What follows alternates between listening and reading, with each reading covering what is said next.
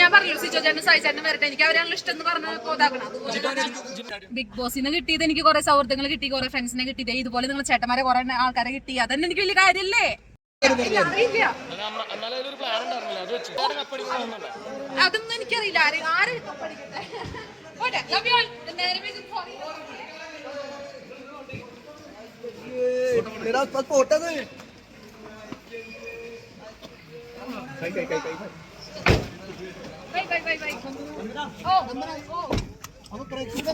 പ്രേക്ഷകരോട് എല്ലാവരോടും നന്ദി മാത്രല്ല.